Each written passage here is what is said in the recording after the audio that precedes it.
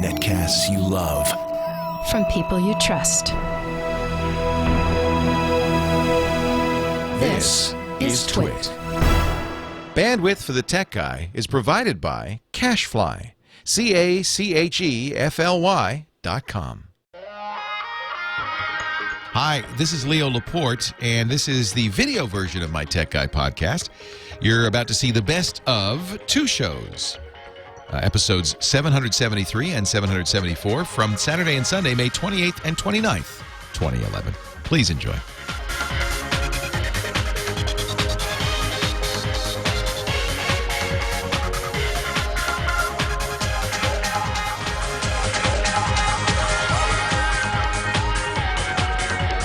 Let the party begin. A good day to you. Leo Laporte here, the Tech Guy. And I know many people would say, a party of nerds, no thank you. No thank you. But you know what? Nerds know how to have fun. This is the show. Have you seen Big Bang Theory? This is the show where we talk about computer. Have you seen Chuck? He's seen Chuck. He's in the nerd herd.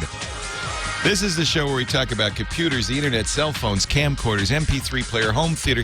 You know, anything digital, anything with a chip, anything that you might find electronic, shall we say. We talk about that all. We answer your questions. We muse about the future of the world. All of that at this phone number, 888-827-5536. That's the number, 888-827-5536. This is a 773rd show in this series. You'd think we'd have figured it out by now, but no. The mystery of technology grows at all times. In fact, you know, it's funny because I think, you know, when we first started getting personal computers, back in the late 70s, when you first could finally have a computer on your desktop, I think the thought was, oh, now, you know, everyone can have one. The challenge, the task is going to be make it accessible. Because, you know, up to then, it was really a priesthood that was able to use the computer. You had to study it in school. You had to have access to a mainframe. I mean, it was not easy. The young Bill Gates, in fact, became a computer nerd because his mom and other parents at the exclusive, swanky Seattle private school he went to had a bake sale and bought time sharing on the big mainframe down the street. And they put I remember this when I was in prep school. They put a teletype terminal in a little closet at the school, and the nerds would go in there and mess with it. And Bill was one of them. And he fell madly in love with personal computing. Now, it wasn't really personal computing yet. It was very early in personal computing. Very early, you know, in the sense that nobody had a small computer. But because this fancy high school had a terminal, in a way it was personal. He could go in there and he'd have access to this timeshare mainframe. And he learned how to program. And he and his buddies, Paul Allen was one of them, in fact, formed a company. Their first company was called Data, and they wrote the software. You've seen it when you drive down the street. Sometimes they have those little rubber hoses across the street counting traffic. You know, every once in a while the cities need to know, well, how much traffic's on this street? Should we change the traffic patterns and so forth? He wrote a program that would interpret those little boom, boom, rubber hose bumps, boom, boom. And cities were buying this from this high school kid, Data. It was the Lakeside School. He's roughly my age. He graduated at the same time I did from high school in 1973. So there was no personal computers back then. But he was lucky because he went to this fancy school. He had access to these things. And they went on to Harvard. And it was in his dorm room at Harvard that he got a phone call from his old buddy at the Lakeside School, Paul Allen, who said, hey, did you see the cover of was it Popular Science? Or Popular, I can't remember which magazine it was. Did you see the cover? Let me look, because it's in the Wikipedia article. I just want to get that right. And he called him and he said, look at this. There's on the front of this, there's a picture of a personal computer, Popular Electronics. It was the Altair 8800. And Paul said, "This is amazing." Steve Ballmer was his college roommate too, and interested in all of this. This is amazing. They didn't have an Altair; they couldn't afford one. They had never written anything for it, but but somehow they had this idea. Bill Gates and Paul Allen that said this was going to be a revolution. They knew about computers. They loved computers, and they thought, boy, having a computer on an individual's desk, that's going to be a revolution. And they said, we've got to board this train. This is 1975. So Bill said, let's write a programming language. We love BASIC. Let's write a basic programming language for the Altair. They don't have one. They did. They wrote it. They didn't even have the computer. Paul Allen wrote a machine it would emulate the Altair on the big computer. And they were able to use the big mainframe computer to write this BASIC, and they didn't even know if it would run. They're debugging it on the plane as they fly to Albuquerque to show it to the president of MITS to sell it to him. It worked. They made a deal. Paul Allen was hired by MITS. Bill Gates took a leave of absence from Harvard in 1975. He was just a sophomore. And, or was he a junior? Yeah, I think he was a junior. And they formed a company out there in Albuquerque called Micro-Soft. Not a great name. Not a great name. But the beginning of something huge. And all because they said, when these become personal, there's going to be something interesting. So ever since the first days of the personal computer, where people got excited by what they could do, it's been a drive to make these things easy to use, something that you and I could use without being computer scientists, without having the genius of a Bill Gates and a Paul Allen. And here we are. What is that? 36 years later? 36 years later. And are these things easier to use? No. They're actually harder to use. Can anybody just sit down at a computer and use them? No. No, not really. In fact, a lot of what we do on this show is I assure you it's not your fault if this thing doesn't work right. It's the fault of the computer scientists who think everybody could figure this out. You should be able to hack into the firmware and fix that. But something has changed in the last year. And it's another kid who, in the same time frame, roughly the same age, dropped out of college in the mid-'70s. He was a student at Reed University up in Portland, Oregon. And he dropped out. And he and his buddy were kind of phone hackers. They were selling devices called blue boxes that let you make free long-distance calls. It was highly illegal. But they were into electronics. They were into technology. And this kid who dropped out of Reed, this kid Steve Jobs was his name. He really thought there was going to be a business here. He loved the idea that we could make something and there'd be a business here. They sold the blue boxes. And Wozniak, his buddy Steve Wozniak, who was a genius engineer, he just didn't care. He just thought it was fun. And Jobs got Wozniak to encouraged him to work on his design for this thing they called the Apple I. And later the Apple II. And it was the first personal computer on your desk. But even then, I think Steve realized it was for hobbyists, it was for enthusiasts, and I think Steve Jobs, even then in the back of his head, said this should be easier to use. In fact, that's why they did the Macintosh in 1984. Remember, the computer for the rest of us, but you know what? It was still too hard to use. It was for the enthusiast or somebody who was willing to take the time and effort to learn it. It wasn't that easy to use. But I think in the back of his head, Steve Jobs and the people he worked with on the early Macintosh team, people like Jeff Raskin, had this vision of a computer you could just sit down at and use. And you know what happened? It just happened this past year. It happened 27 years later. They came up with something called the iPad. And for the first time, it is something somebody could just sit down and use pretty much, right? In fact, that was the tagline. You already know how to use it. And I see 2- and 3-year-old kids who actually can use this thing. They know how to use it. It's just because it's touch, it's intimate, it's there. And boy, now it gets interesting. Now these things really are something people can use. And that's what this show's about. How to use this stuff to change your life, whether it's a computer, home theater, an iPad, a cell phone. 8888 Ask Leo. That's the phone number. Let's talk. Leo Laporte, the tech guy.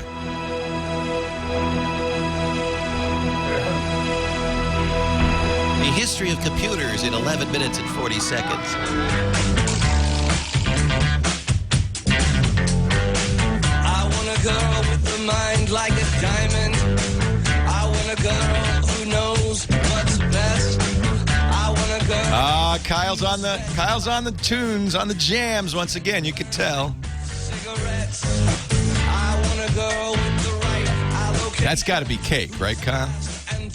It is. Yeah. And the Chuck theme song. And the theme song from Chuck, by the way. I didn't know they did the theme song from Chuck. There you go. All right. I got to watch more TV. Leo Laporte, the tech guy, chronicling the computer revolution for the last 20 years. I have been doing this show. I know we're only on episode 773, but we only started counting 7 years ago.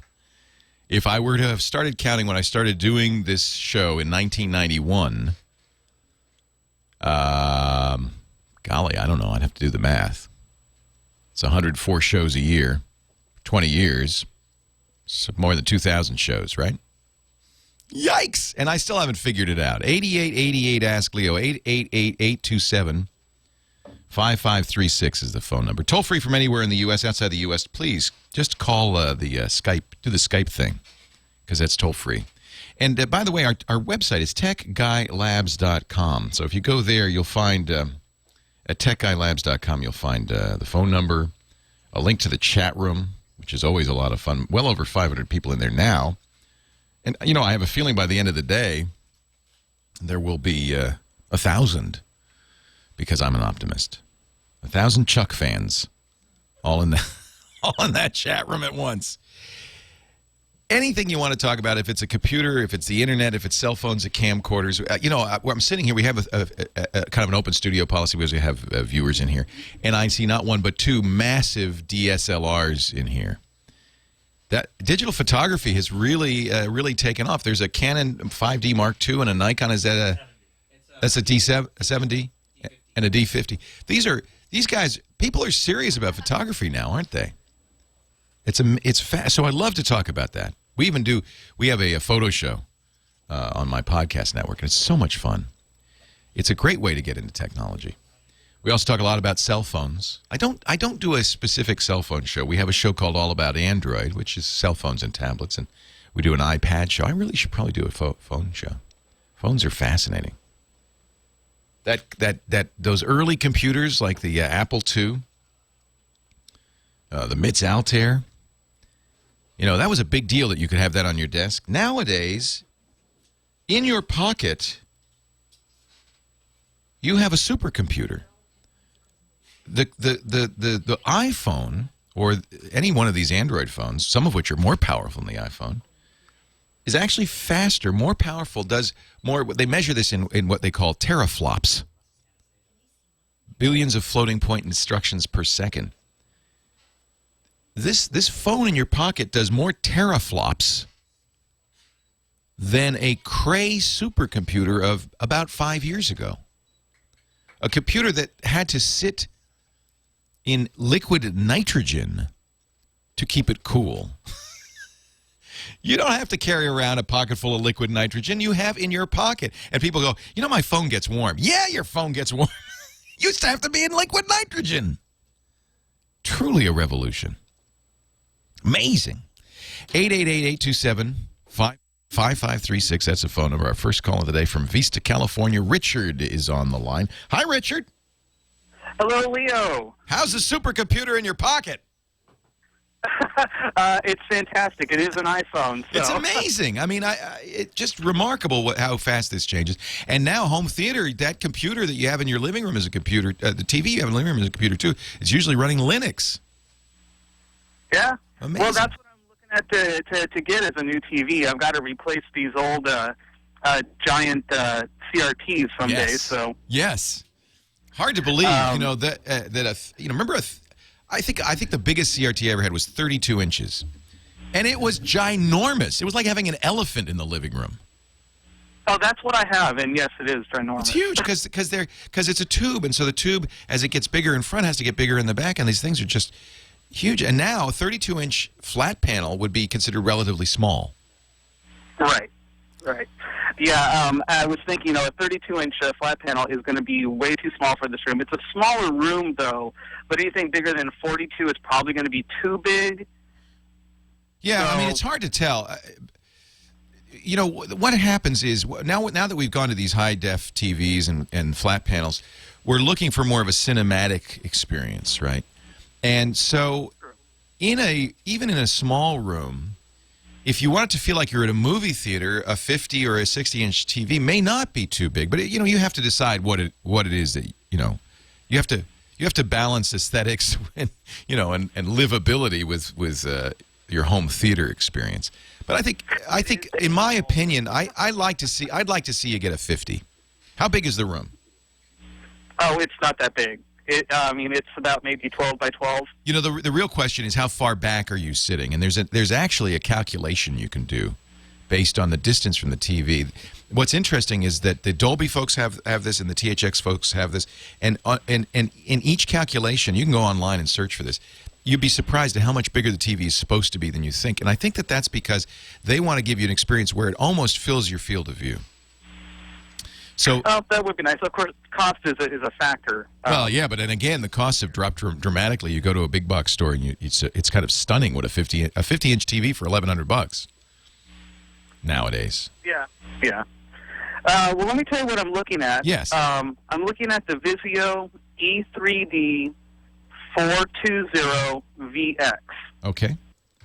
It's a 42-inch. It's 3D, which, like you, I'm not too crazy about, but right now on Amazon, it's only $657. Isn't that amazing? Holy cow! Holy cow! Vizio is a very good brand. It's not the top tier. If you want to know what the top tier TVs are, they're Panasonic, they're Sony, they're LG, they're Sharp, and then there's Vizio. And so Vizio is like a second tier, but Vizio is very good bang for your buck, and I like Vizios. We bought a bunch of Vizios for the studio. I think they're very good. I agree with you. 3D is kind of unnecessary. This TV has some of the features that you really want. It's 1080p, so that's good. You can watch Blu-ray discs and get all the resolution. Although at that size, it's probably not critical. It's only the bigger sizes where the higher resolution makes a difference.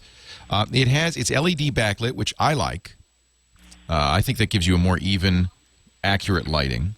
It has an automatic backlight adjustment. You may or may not want to use that. You have to see how you feel. What I think is very good is it supports, as I think all the Vizios do, internet access. So you don't have to get an extra box to. Real important. Yeah, you don't have to get an extra box for Amazon or Netflix. I like that, and I think that's important. So, no, this is a good TV. I have, what you should do. The one thing I recommend, and it's hard to do in the store. But look and ask them how it works with standard definition content, because even though most of what you watch will be HD nowadays, some of it's going to be standard definition, and some lower price TVs don't do very well with I Love Lucy and the Honeymooners.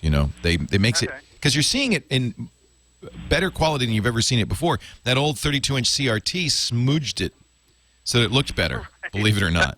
But now when you see it actually as it is, it looks pretty jaggy. But if you don't watch a lot of old TV shows, or you get a good upscaling DVD player, which I'd recommend, get a good Blu-ray player. I think that's a great TV.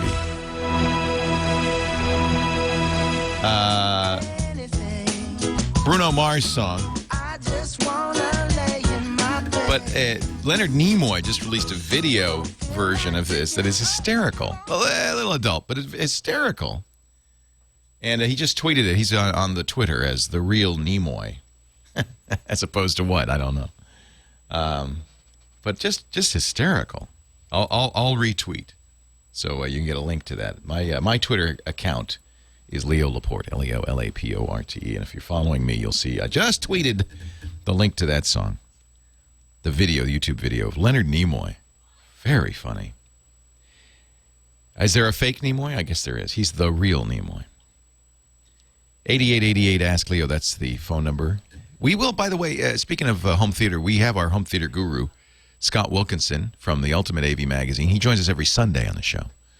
And he's been a really valuable asset because this stuff is changing very rapidly.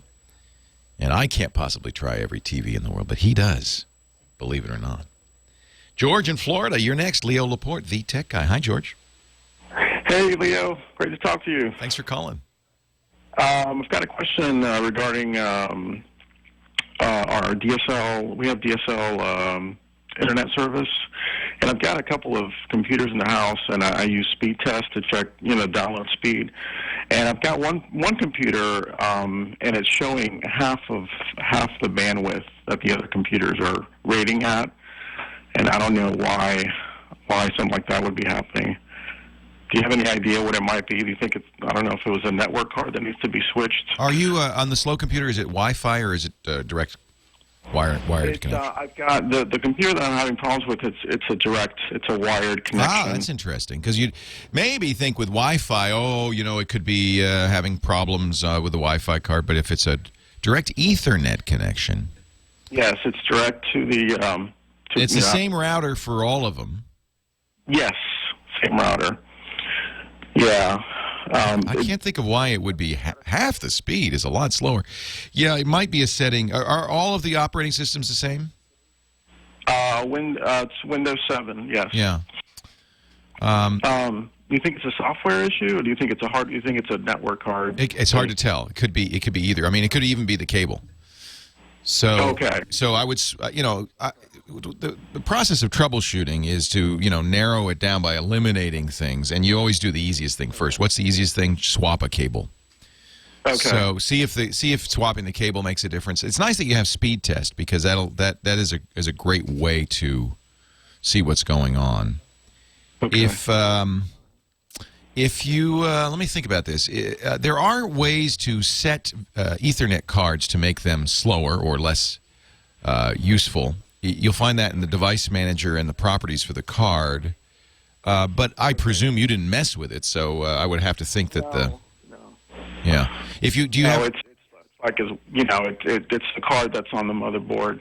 Oh, yeah, you don't mess with that. The other thing you might try, the router itself, somebody in the chat room suggested it's worth a try, trying a different port on the router. Okay, I'll do that too. You might have a bad port.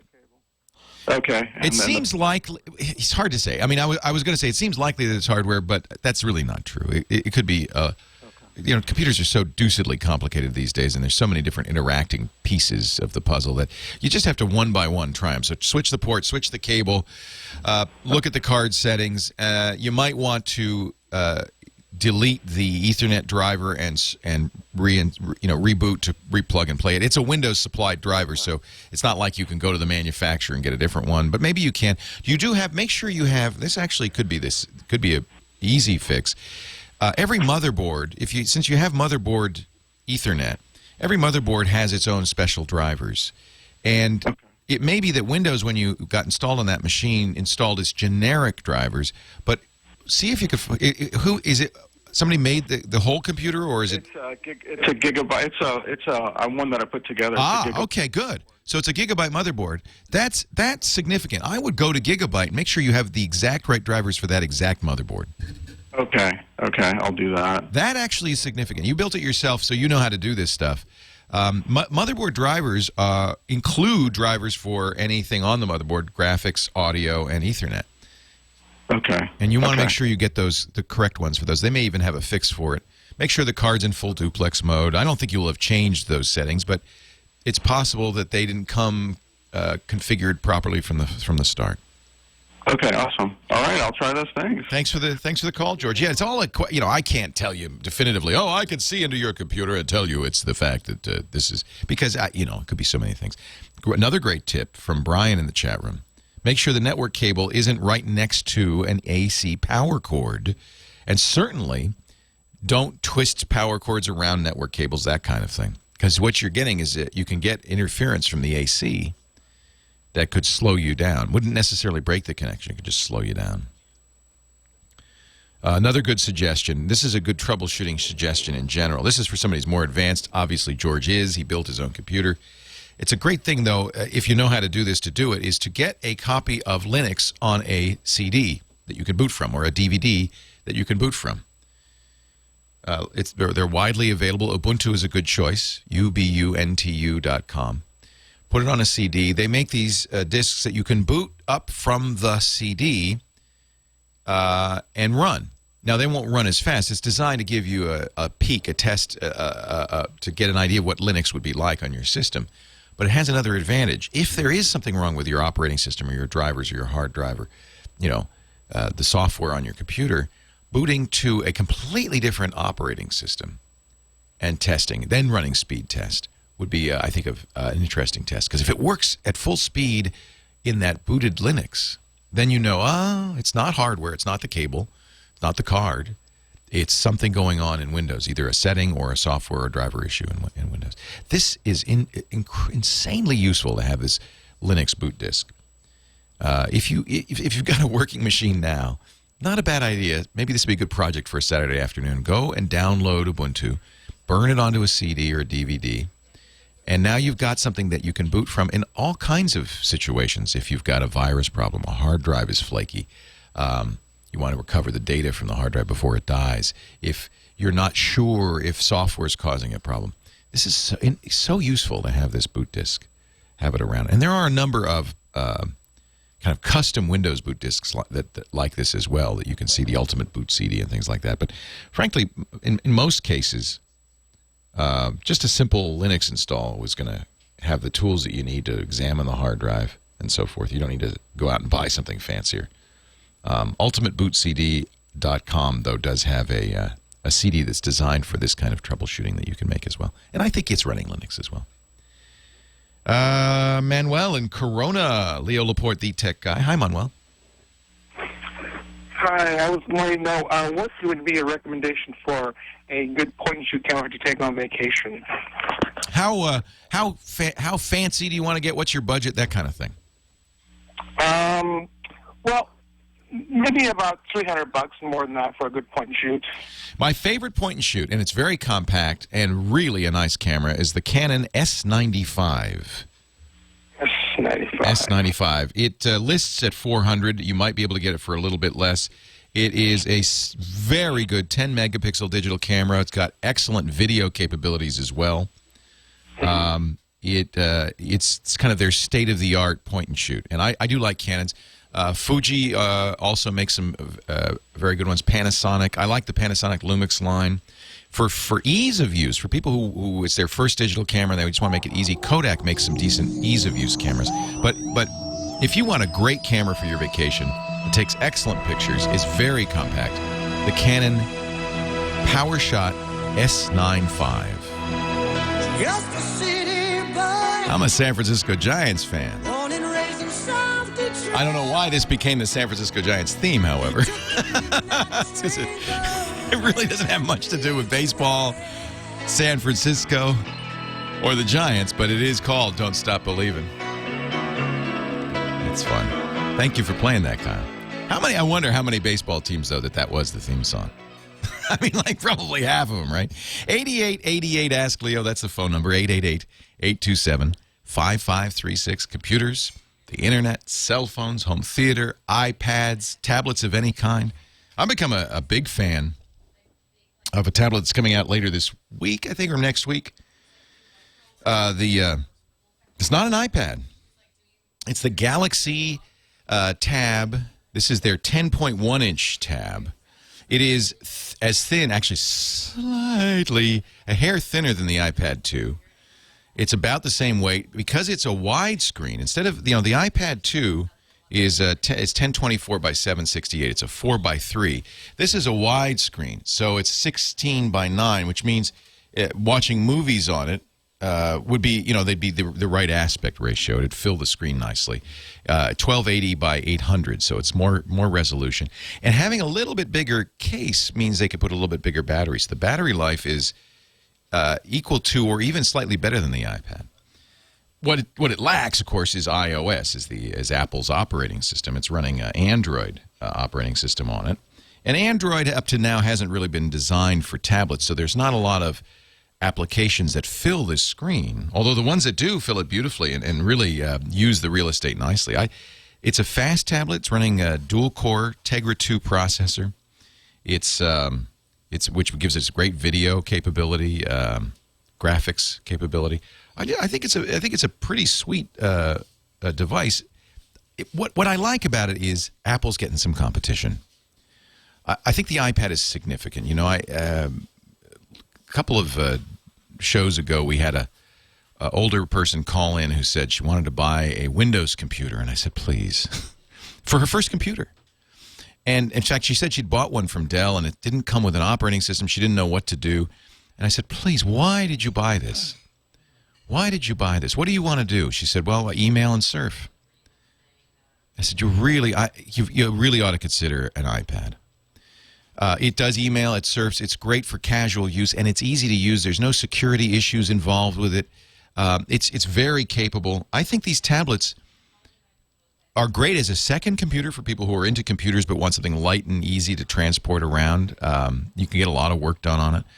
And I think there's a whole separate category of people for their first computer.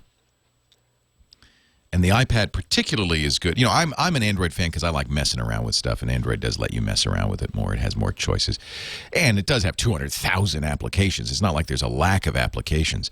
But Apple has almost 500,000 applications now. And I think perhaps the fit and finish, the quality of design of the software is probably a little bit better. Apple does control it much more tightly. That's a pro and a con. I have to say, I feel pretty good about tablets in general, and I think for a first-time user, an iPad is the right choice, and they're getting there, and iPad is there already, and I think these new Android tablets, Acer just came out with one.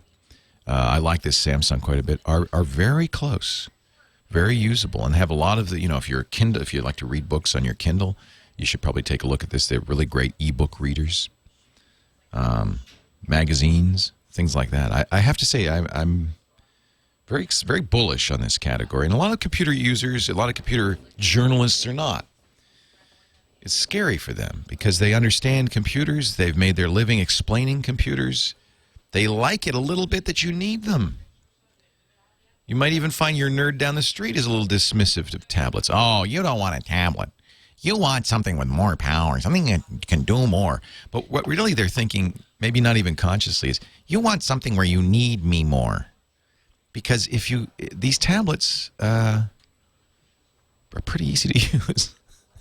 They're for people who aren't interested in becoming computer experts. They just want to surf, do email, play some games. Great for gaming. Really fun for gaming. I'm very bullish on this category. It's very exciting. Who isn't now, right? Gabe, except for the geek down the street. Gabe in Chino Hills, Leo Laporte, the tech guy. Hi, Gabe. Hello, Leo. How are you? I'm wonderful. How are you?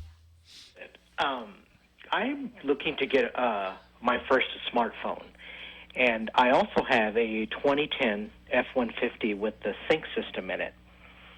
So I've heard you. I'm a Ford sync fanatic. It's a great system. I love it. I have a 2010 Mustang with the sync. And a disclaimer here, Ford is a major sponsor on our podcast network. In fact, that's why I got the Mustang. But now I just love it. I think it's really great. Sync is Ford's name for, it's actually Microsoft Car, which is a car operating system Microsoft designed with additions on top of it. That's Ford's branding for their Bluetooth navigation, audio system, and phone. Now, I currently have an old just Sony Ericsson flip phone. And all the features work, including the text messaging. It downloads the phone book and so forth. Wow, that's pretty cool. Which phone is this? It's the Sony Ericsson Equinox.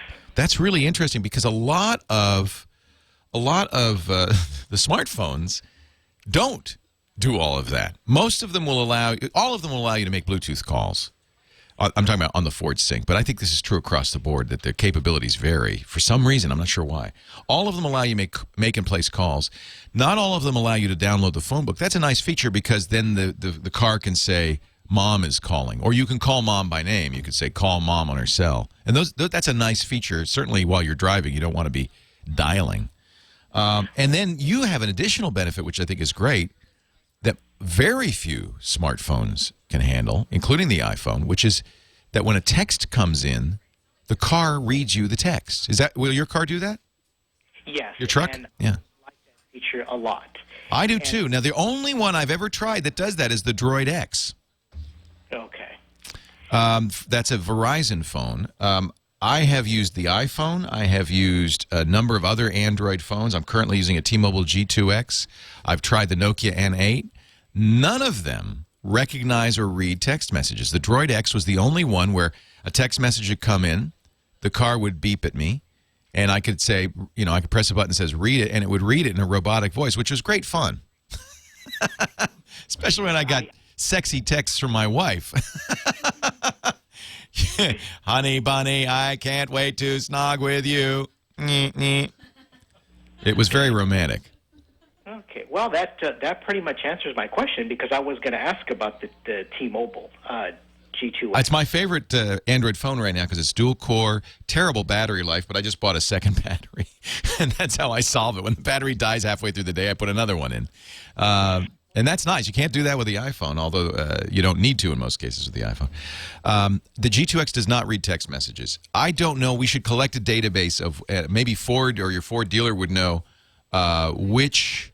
This is a feature, by the way, most cars don't have, and the fact that the Sync does it at all is kind of cool. It must be, all I can think of is it must be a Bluetooth profile for text messages that some phones support and others don't. If I could figure out what, maybe somebody in the chat room can help me. Is there a name for this Bluetooth profile? If there is, then we could look on the specs of any phone and say, oh, yes, that supports, Bluetooth texting profile or not. Yeah, that would be great. That would be very helpful. Yeah, but the only one I've tried that does it is the Droid X. And that's Verizon, as you said. That is Verizon. It's a very nice phone. The X2 just came out. I would presume that it would do the same. Okay. I'll have to, what I'll have to do is bring a bunch of phones in. It's a kind of a pain because you have to pair it with the car, and then you have to get somebody to send you a sexy text message and all of that. All right. I think you're going to, I tell you, you know what I would also look at, and I don't know if, for your first smartphone, I like the Windows mobile phones, and all the carriers now have Windows mobile phones, these new Windows Phone 7. These are very nice smartphones. They're kind of intermediate between a feature phone and a full-fledged smartphone. Their ease of use is very good. They're very functional. The Samsung Focus that I had did not, I don't believe it read text messages to me, though, so we'll figure it out. Okay. Thanks for the call. I appreciate it. All right, Gabe. Bye-bye. Yeah, I wish there were some way, it's just, I wish there were a directory somewhere that would tell you. The Nexus S did not. I wish there were, oh, wait a minute, here's a chart. Chat room, as always, syncmyride.com, that's the Ford site, does in fact have a chart, syncmyride.com, of sync-compatible mobile phones, and they have checklists on all the phones that support which features are, that's fantastic. Of course they do that. Leo Laporte, the tech guy. Well, a good day to you, Leo Laporte here, the tech guy. This is the show where we talk about tech, and I have a pretty broad definition of tech. When I first started doing this show, many moons ago, tech meant computers, basically. I mean, we talked a little bit about the internet. It was so early on. I don't think we really started talking about the internet until later. So tech meant things like Windows 3.1, DOS 5, that kind of thing. A little later on, the internet got involved, and then, well, it got even crazier. We got all sorts of other things involved, like cell phones and home theater. So anything, I'm very liberal in my definition. In fact, when I started doing the Tech Guy show back in 2004, we started in Los Angeles on the great KFI, where the show is still, I'm very pleased to say, broadcast.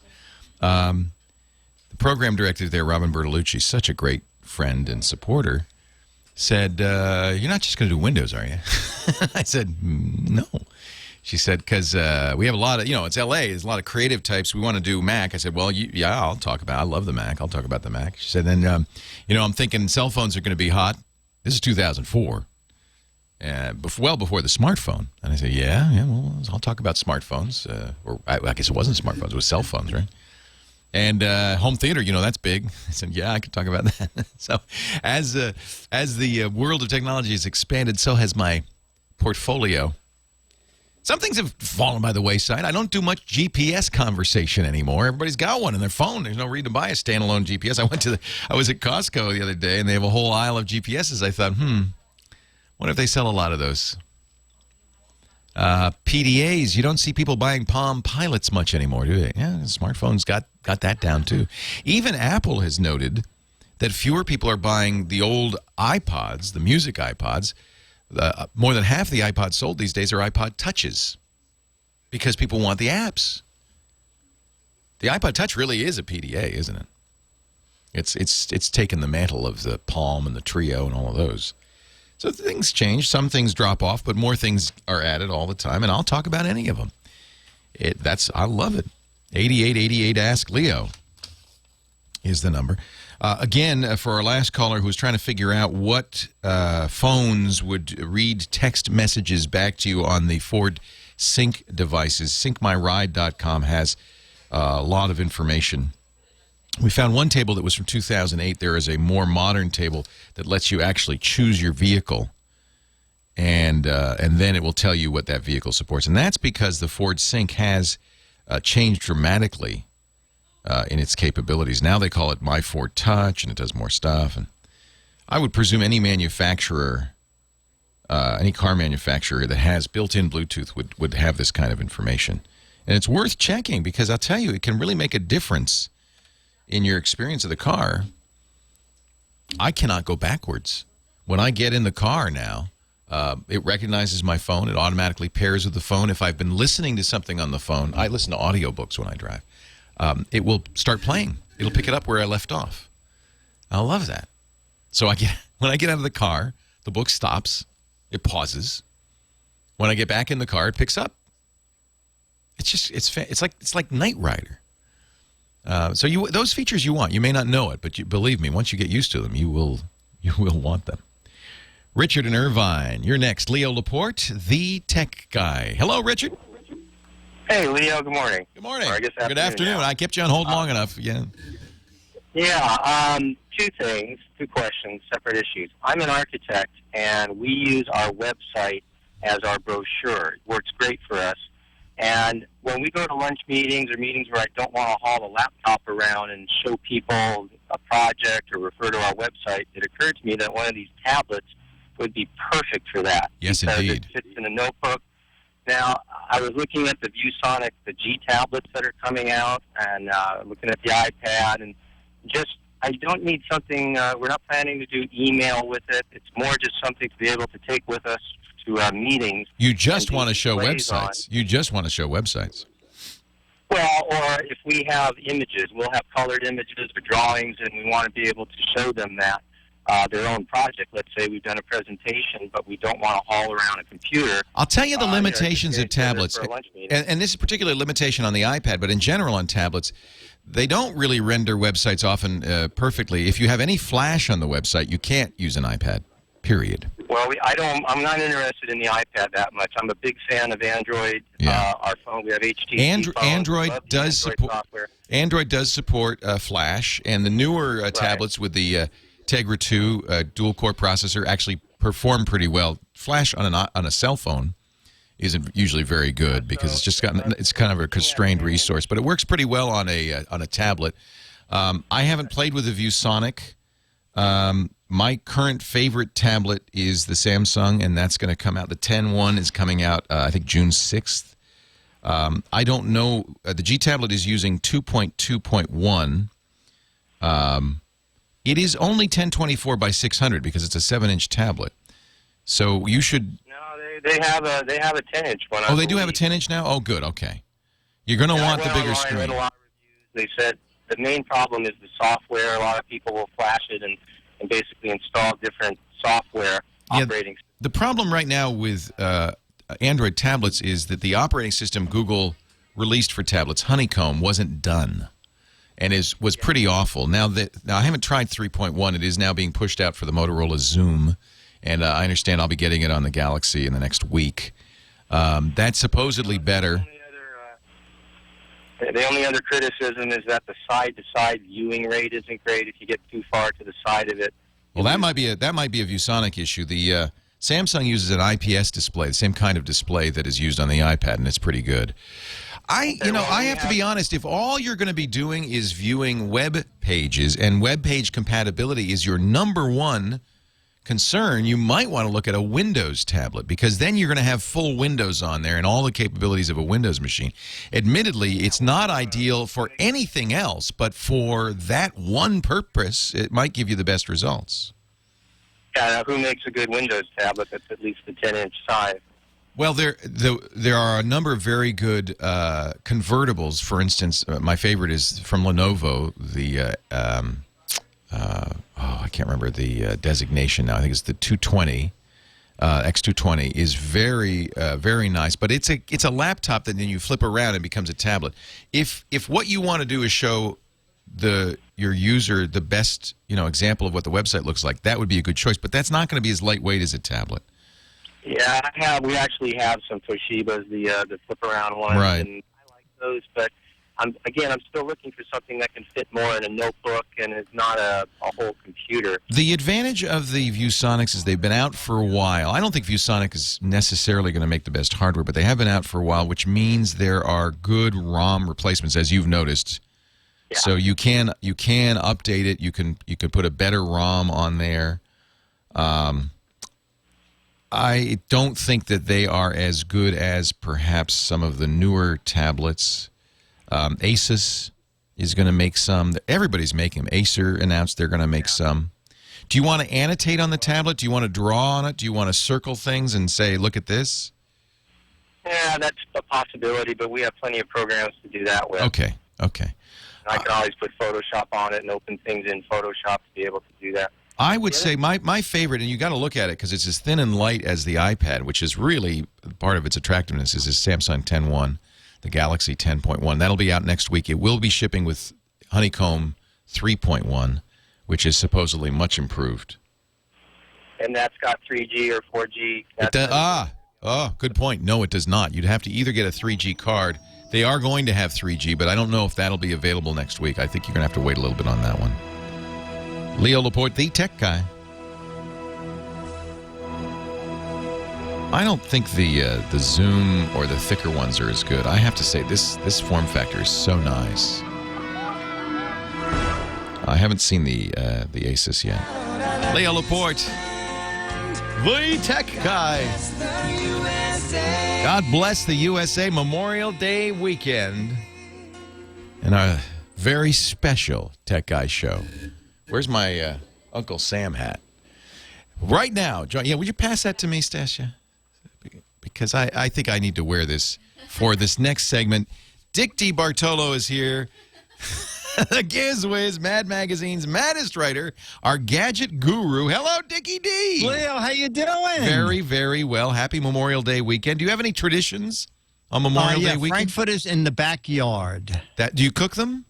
No, I just put frankfurters in the backyard. It's just a crazy, wild tradition. You throw them out there, the squirrels get them, it's great. Yeah, and the ones from last year are still there. I don't know. Well, that's one of the beauties of modern-day frankfurters. They really never go bad. No, that's true. That's true. Yeah. So the Gizwiz on the Tech Guy is a feature we do every week. Dick comes up with some crazy gadget. In this case, a very patriotic gadget.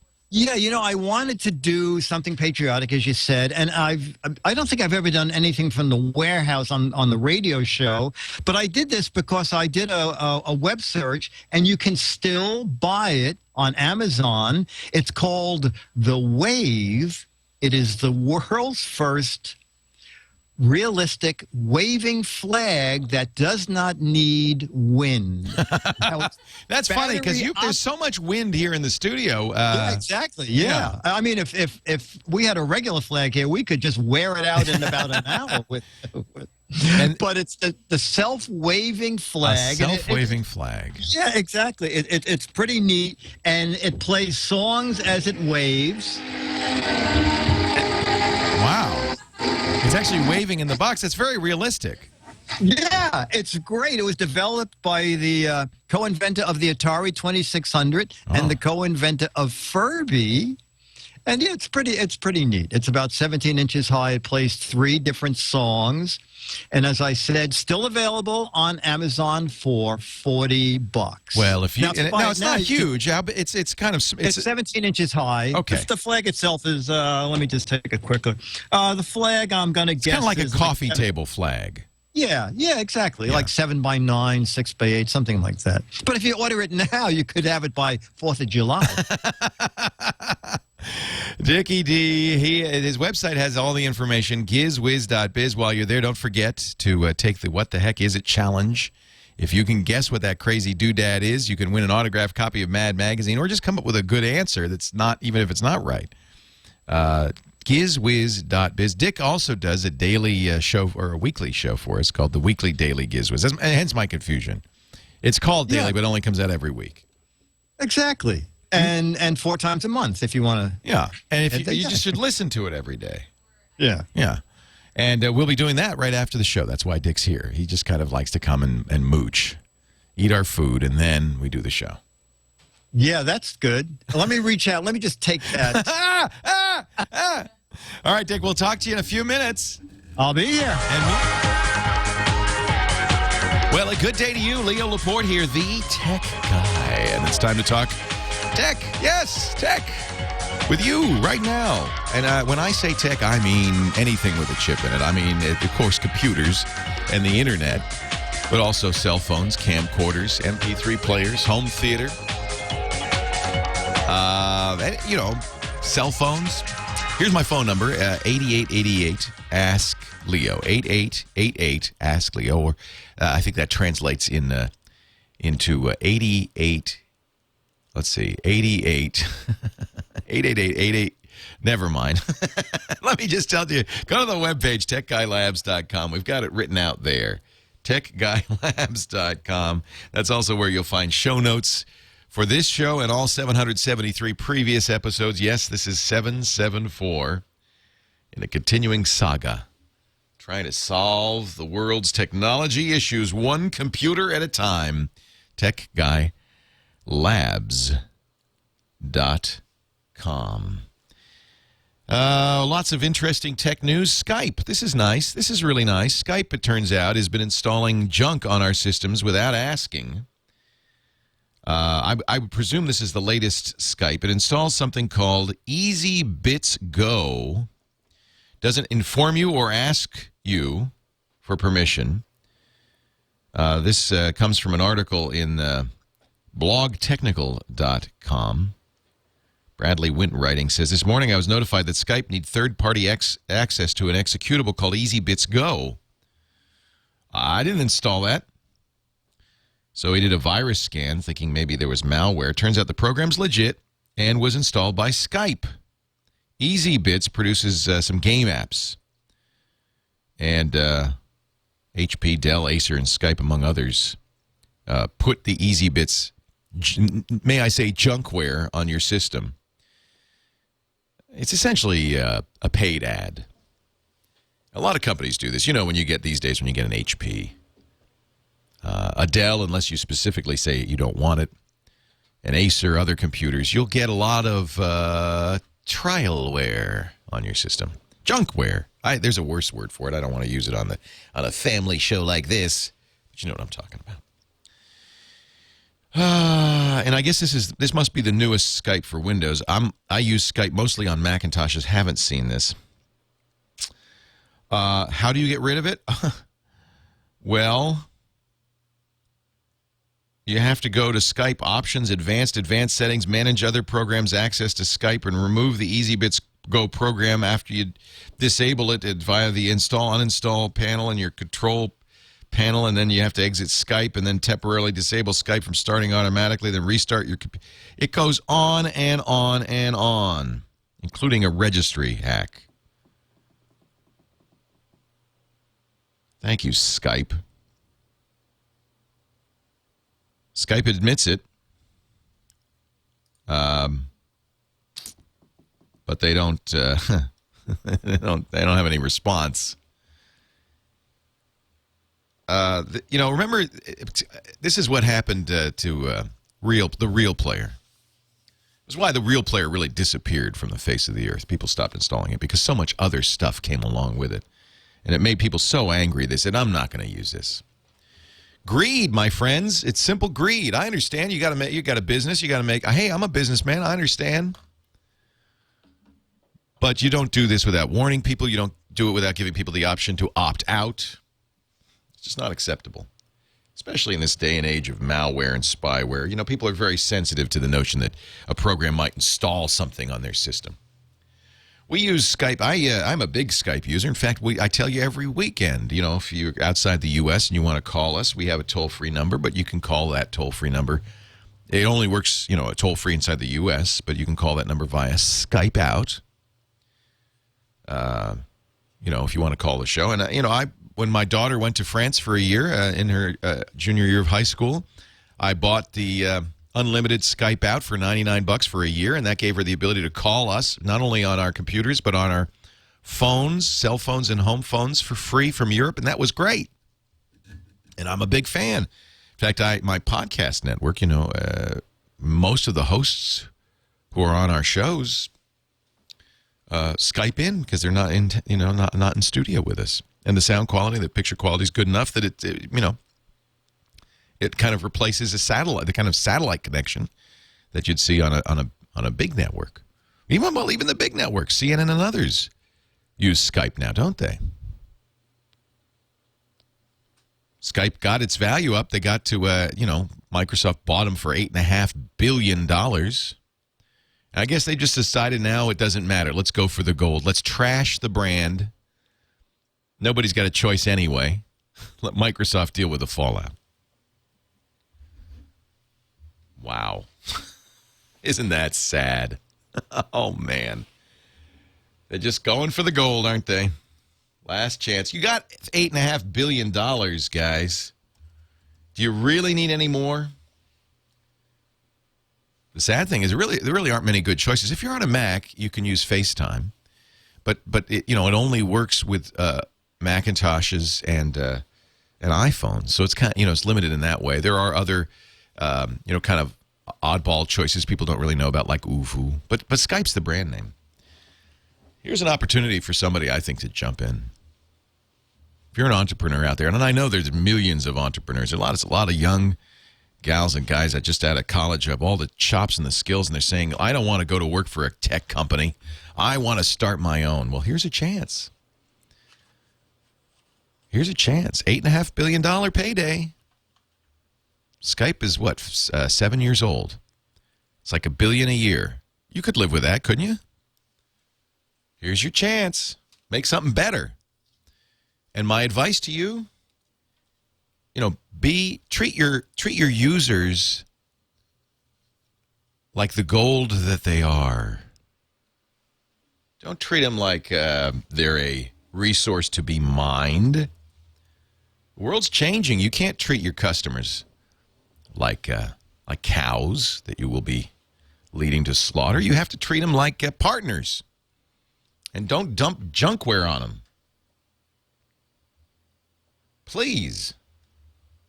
I look at Facebook, same thing. I just read an article, an interview with Mark Zuckerberg, the CEO of Facebook.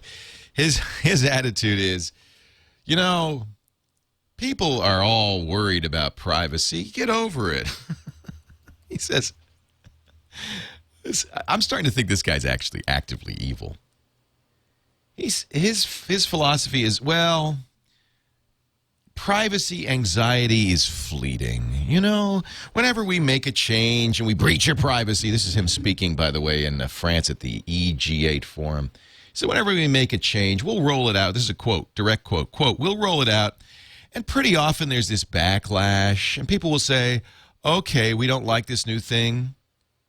I think it's a real anxiety. People were really afraid of more people being able to be involved in the social network. You're going to get used to it. It'll be okay.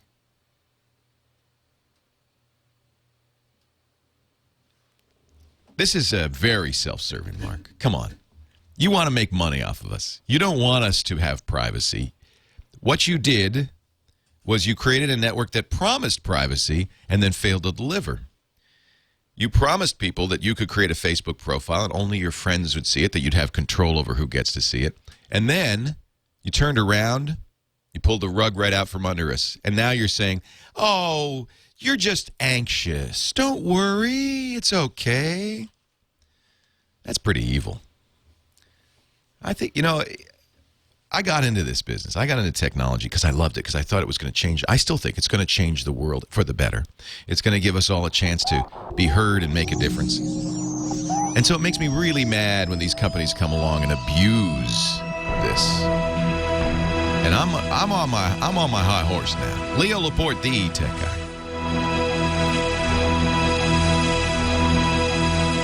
Leo Laporte, the tech guy. Luis Oliveira on the controls today. His second to last Sunday doing the show. Luis is going back to school. I encourage that. That's good. Actually, there's an entrepreneur, a venture capitalist, Peter Thiel.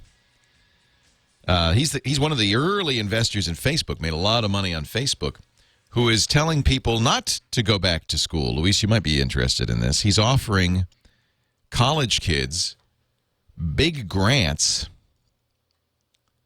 a fellowship of $100,000 provided they drop out of school for 2 years.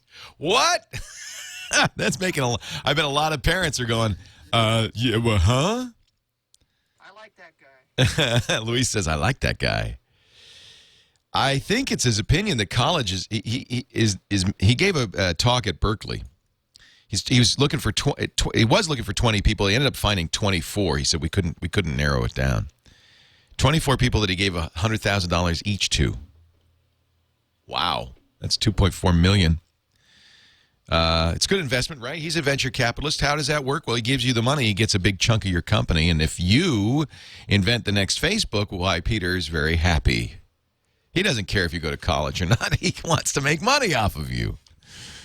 Although at least that is a out in the open deal with the devil that a college kid might make. He says there's a lot of kids who are sitting there in college who college is not really serving them. They've got great ideas. They want to go out and do it. They have all the tools they need to do it. He says he's not against college. It's not that college is wrong. It's the assumption that everyone should go to college. It's wrong. And what he really is appalled by, and I think increasingly we're starting to see this, is the return on investment that some colleges offer, the crushing debt that many students go into, lifetime of debt, to get that college degree that it perhaps isn't worth the amount of money they paid for it. And so they find they've got a job coming out of college, but it's not enough of a job to pay off that debt. And as a result, they're tied down. He uses Facebook as an example. Of course, he was a big investor. He said when Yahoo offered to buy Facebook for $1 billion in 2006, the company had $30 million in revenue, no profit, only 5 million U.S. members, almost all of them in college. He said it's the long-term vision, the plan for the future that kept Facebook alive and kept him going.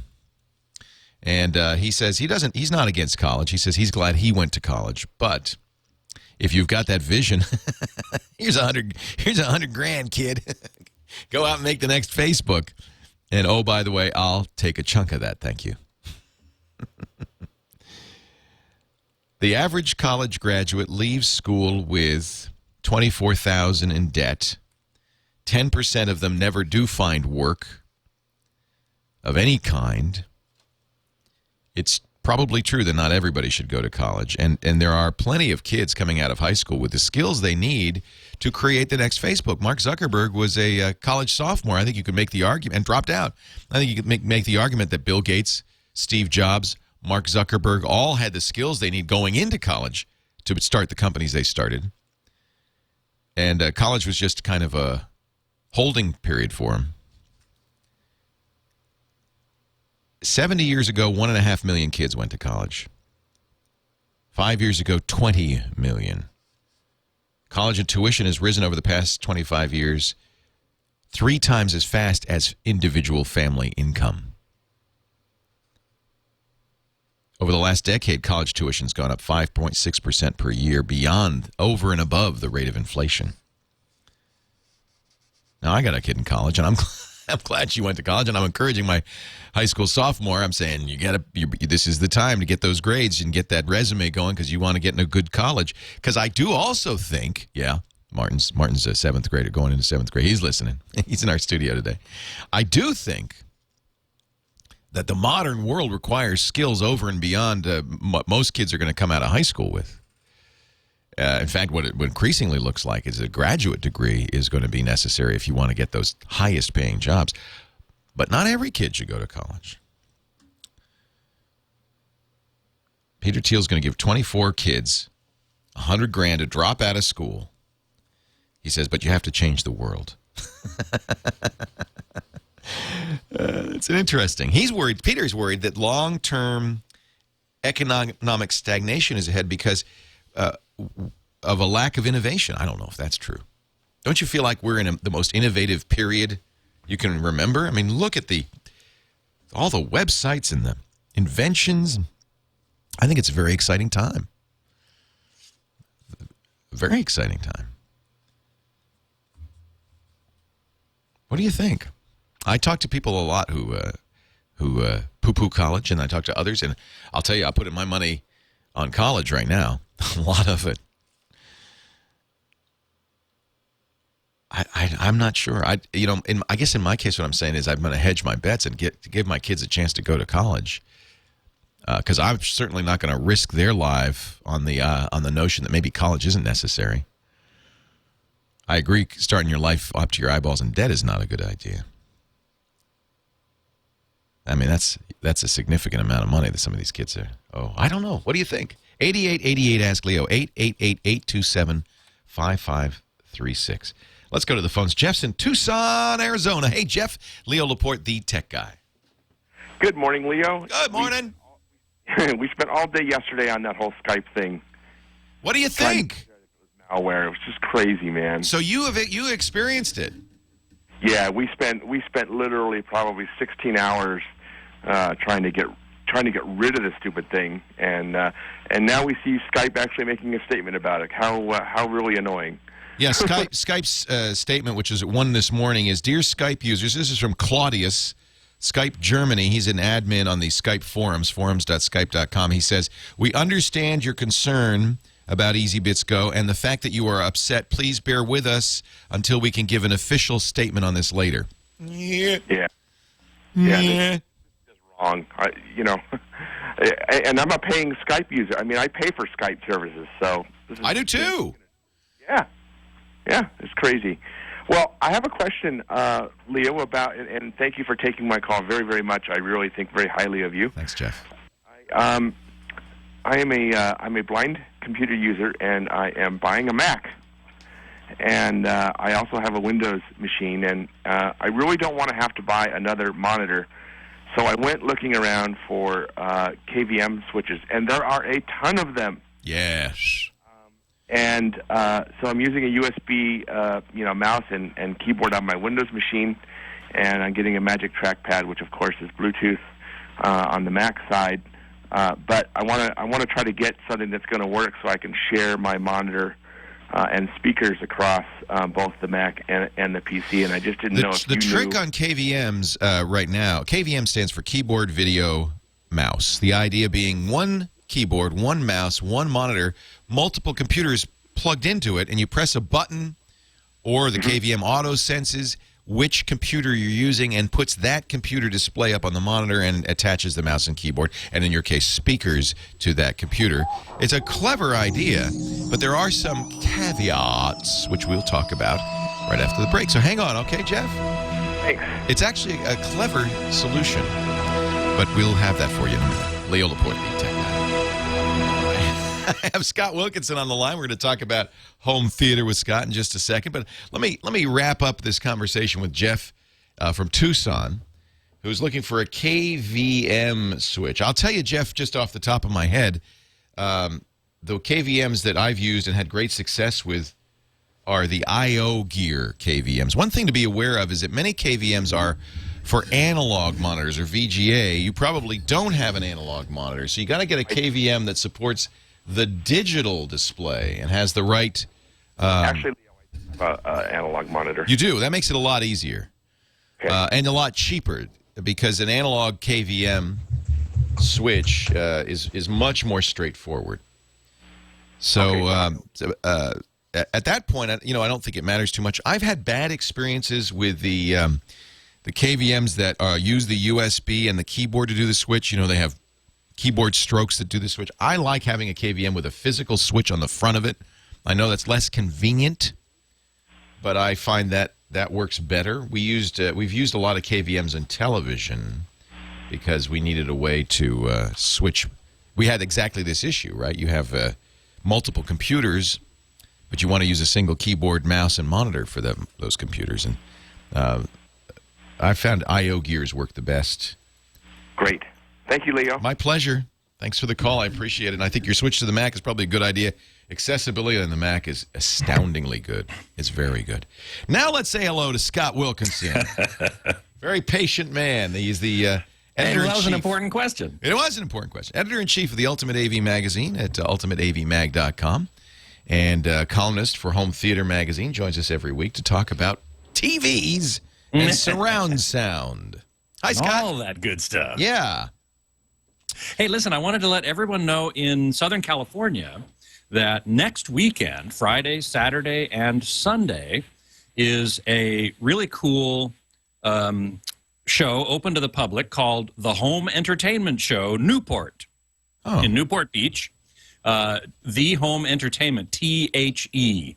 So it's the show.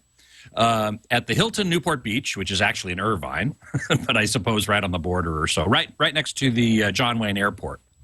Friday through Sunday. More information, go to theshownewport.com. I've never heard of such a thing. Are there a lot of local home theater shows? There aren't that many, no. We go to a lot of trade shows, but there aren't that many for consumers. But there are more. This is actually a growing trend. There's another show called Axpona, which is American something or another. I forget what it stands for. But there was one in Atlanta, Georgia, a few weeks ago. There's coming up in June in New York. This THE show has been in a variety of places. There's been one at CES for the last several years and associated, I think, also with CEDIA in September. I think this is such a good idea because going to a store to look at a TV for a consumer is far from ideal. Absolutely. The lighting, you don't have control of what you're seeing. You don't see enough different varieties.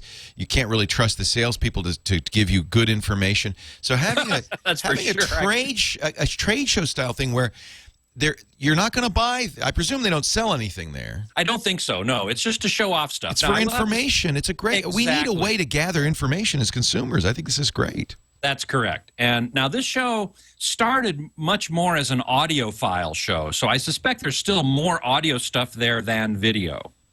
But still, they're showing things in hotel rooms rather than in a big giant showroom, so you do get more of a sense of being at home, in a sense. Yeah.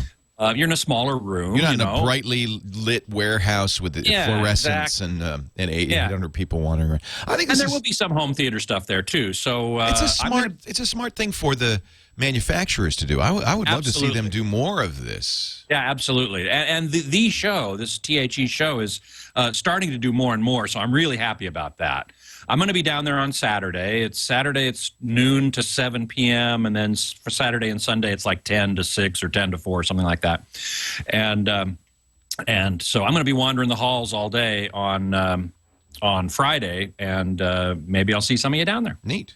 I think this is something that stereo companies, audio companies, are used to doing because they know there's no way to listen to hear audio in a big box store or in a Good Guys or a Best Buy, and so they need that's why Magnolia is around inside. What are those inside Best Buys? I think. Best Buy. Yeah, because you need a different kind of venue if you want to hear the audio. You need an environment. Yeah, right. Exactly. It's got some. Yeah, exactly. So this is a really good idea. Boy, when you said that that you weren't necessarily going to get good information from salesmen, I have a reader letter that I just had to share with you. It's hilarious. Joe Suiters wrote and said, "What do you think of these new plasma LED hybrids?" What? I wrote him back and I said, what?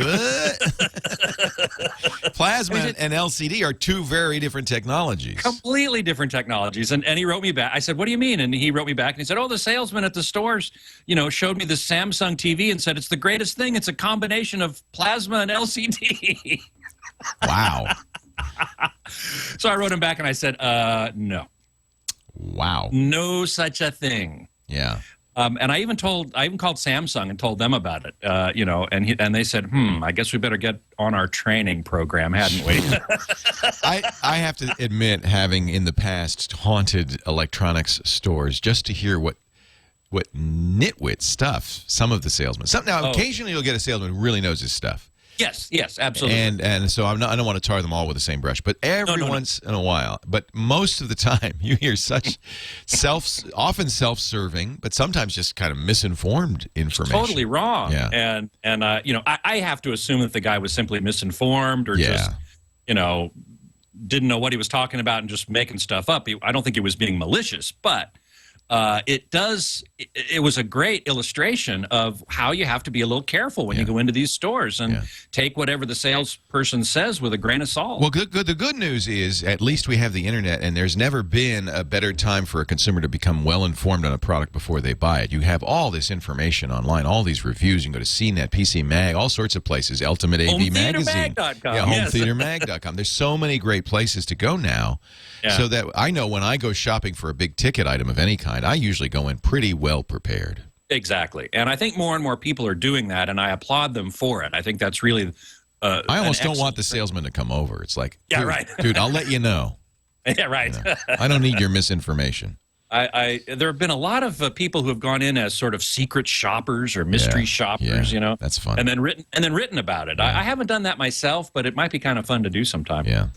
I wanted to let everybody know who has. I want to thank everyone who has written me. I've gotten a lot of emails, a lot of questions. I'm answering them all as fast as I can. I answer at least 8 a week, and I'm about 2 or 3 weeks behind now. So I just want to let everybody know that be patient. I will answer your questions. That's awfully nice of you. I mean, I don't answer everybody's email. I can't answer all my emails. Well, so I probably can't either, but I do absolutely as many as I possibly can. Yeah, I'm really doing my best. For you. Yeah. Good for you.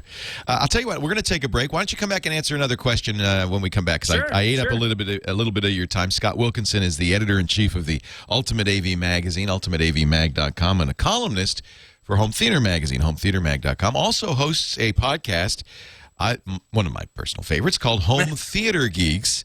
He does it on our podcast network every Monday afternoon, 1:30 Pacific, 4:30 Eastern at live.twit.tv. Who's your guest tomorrow? No guest tomorrow. It's Memorial Day. Oh, you're taking the day off, huh? Yeah, all of Twit is taking Did I give everybody the day off tomorrow? I didn't even know. All right. Well, next Monday we'll talk. Hey, hang on. We're going to get another question from a viewer, or a listener, I should say, in just a bit. Scott Wilkinson with us. I am Leo Laporte, the tech guy. Well, hey, how are you? Good to see you. Leo Laporte here, the tech guy from the Tech Guy Labs in beautiful Northern California. Taking your questions, talking about tech. My phone number is 888-827-5536 if you've got a question, a comment, a suggestion. Did you buy the new Lady Gaga album? Did you buy it on Amazon for 99 cents? That was the deal, wasn't it? Monday and Thursday. I bought it Tuesday. So I paid $7 for it. When Lady Gaga's new album, Born This Way, first went on sale, Amazon offered it on their MP3 downloads for 99 cents. And it was so big that, in fact, their servers were way slowed down. People who bought it were having a hard time downloading it. Of course, next day or the day after, you probably were able to get it without a problem. And it was in your cloud locker. This is, in some ways for Amazon, a great promotion for the cloud service, because you didn't have to download it to play it. You could stream it on your Android phone or on your computer. Even on iOS, you could stream it without downloading it. Amazon, according to Billboard magazine, sold 440,000 copies of the album. 99-cent album. So How much money did they lose? Because they still paid Lady Gaga and her label the same amount as if they'd sold it for the full price. For every unit Amazon sells at $1, they lose, according to Billboard, about $7.40. So they're figuring it cost Amazon around $3.2 million to do that promotion. Worth it? Heck yeah. Are you kidding me? Heck yeah. I think. I'm sure Amazon feels that way because, first of all, they got a lot of attention. They're getting people talking about it like right now. I think they introduced 440,000 people to Amazon MP3 buying and Amazon's cloud music service.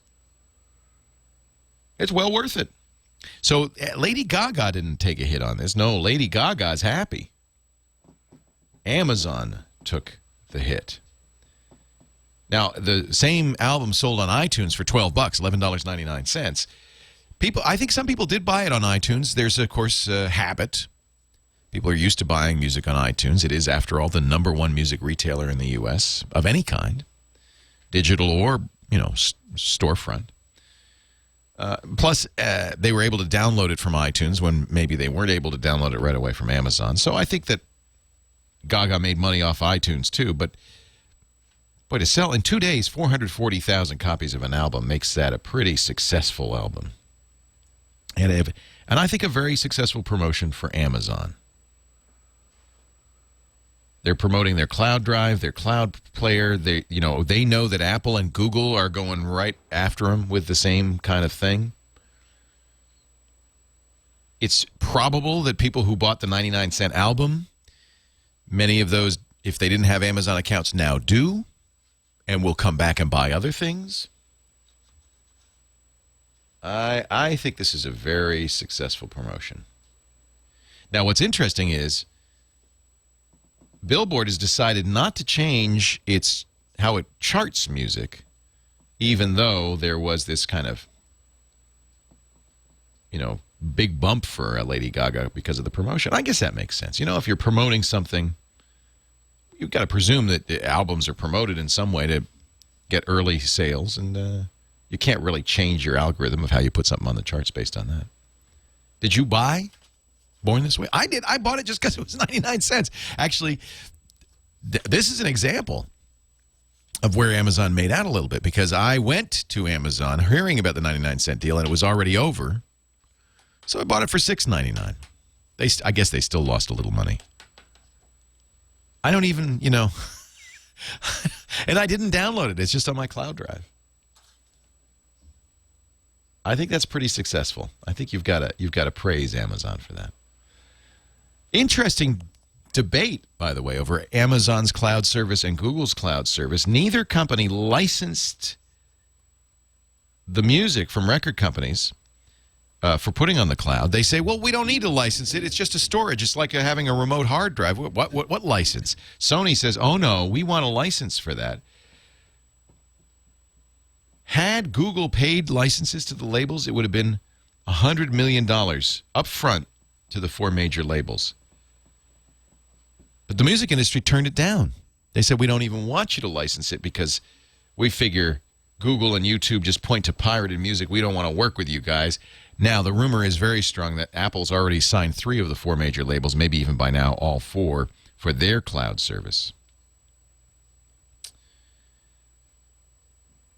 There will be, I am sure, lawsuits for Amazon and Google over these services.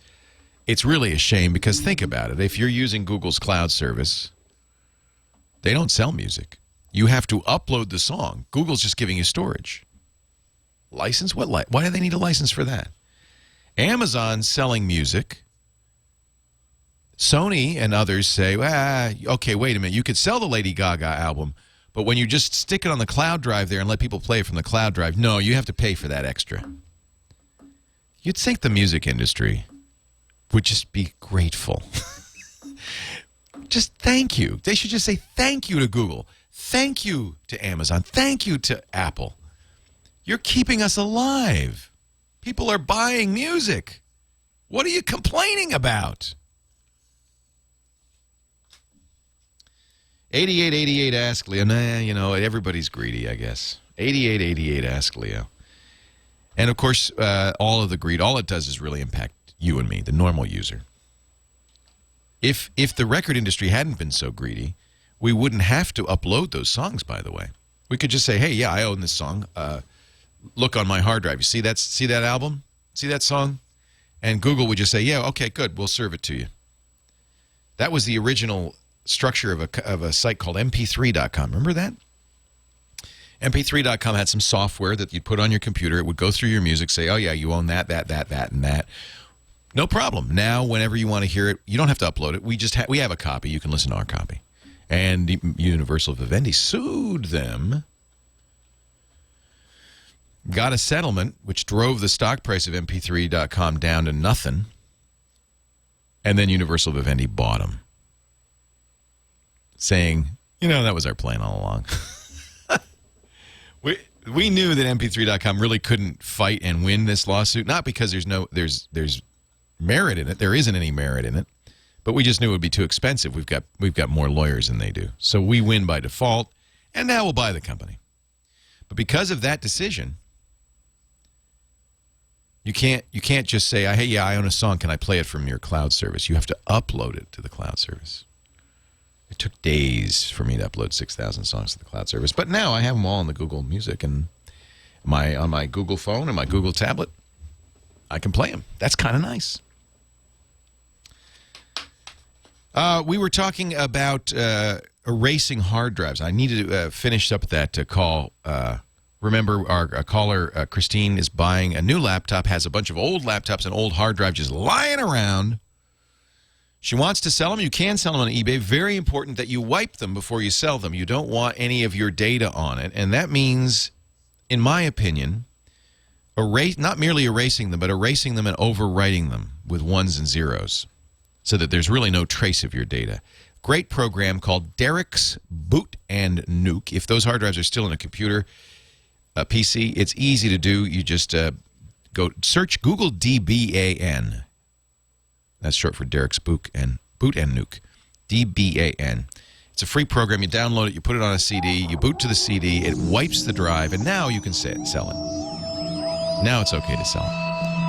But make sure you do that before you sell it. You want to get your data off of there. Leo Laporte, the tech guy.